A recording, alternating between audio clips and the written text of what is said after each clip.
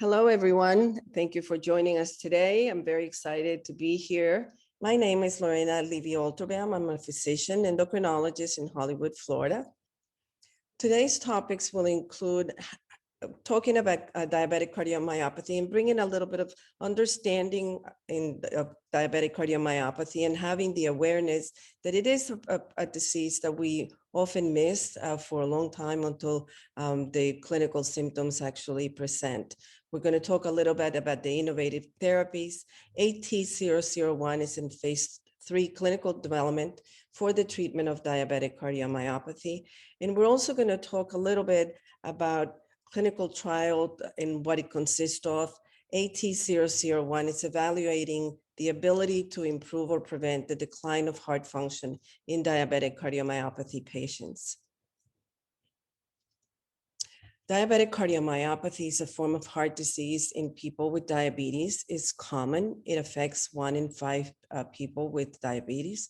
It usually presents in patients over 40 years of age, certainly in patients that have had long-standing diabetes for more than 10 years. And the diagnosis of diabetic cardiomyopathy can be done simply by a non-invasive test called an echocardiogram. People who develop diabetic cardiomyopathy commonly say that the physical activities, daily physical activities begin to feel harder to do. In a normal heart, the heart has the ability to pump blood to the rest of the body so that we are able to supply enough oxygen to the body.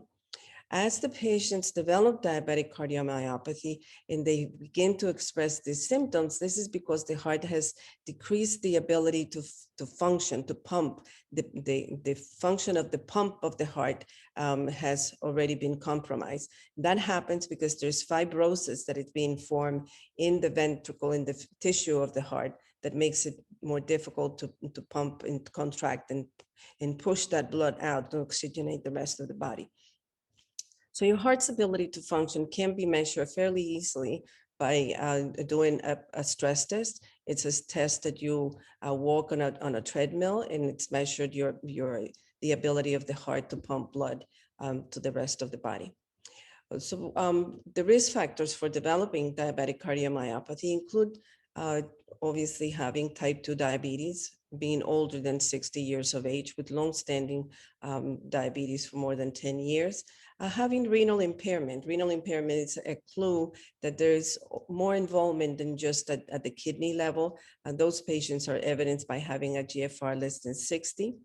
In the presence of other diabetic complications like retinopathy, peripheral or autonomic neuropathy, and of course the renal disease.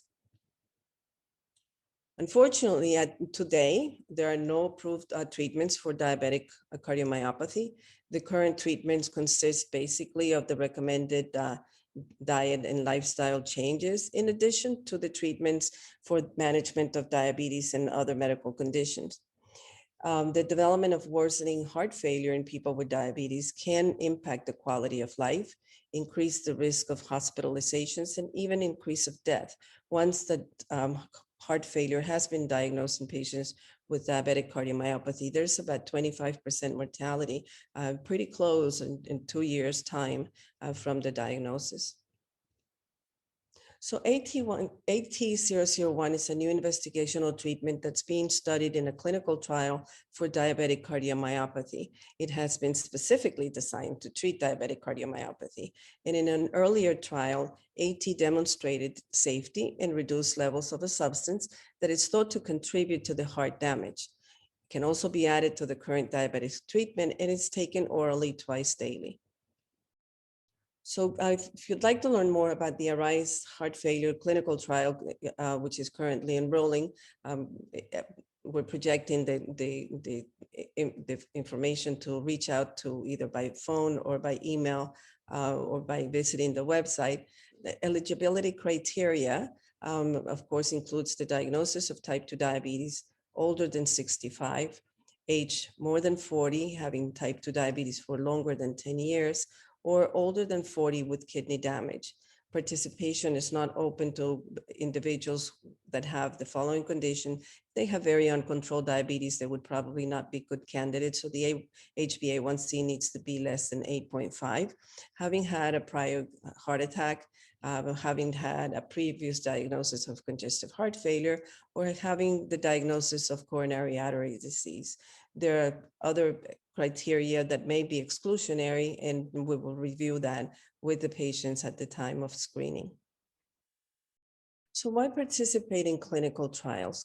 Clinical trials are very important because it helps us to understand if a new medicine has the intended effect on a disease or condition. It also provides us with the safety of new and existing therapies, and the information gathered will help others and add to the scientific research. It's very important, and the FDA has made every effort to protect patients. So they have established the good clinical practices that we all need to abide with. The clinical practices are designed to make sure that the clinical trial will benefit and justify the risk of doing the trial, that the patient's rights, safety, and well-being are protected and are very important. There's an independent data monitoring committee, which is established to monitor the progress at intervals and recommend that the trial either be continued, has to be modified, or stopping the trial. The patient's records and confidentiality are protected, and the patients are informed by a trial medical investigator of all the trial risk and benefits and details of the process. Patients are, of course, the most important part of doing clinical trials. They do make a difference because the participation is terribly important because it helps us to evaluate a new medical treatment, drug, or device. The purpose is to find new and improved methods of treating, preventing, screening for, and diagnosing different diseases. They make it possible to apply the latest scientific and technological advances to patient care under controls of circumstances. They also designed to meet a specific set of research criteria. Each study enrolls patients with certain conditions and symptoms, and if you fit the guidelines for the trial, you may be able to participate. So if you want more information, visit arisehf.com, or you can call the number on the screen or email or visit clinicaltrial.gov. We'll leave this screen on so that you can copy down that information. Thank you so much for joining us today.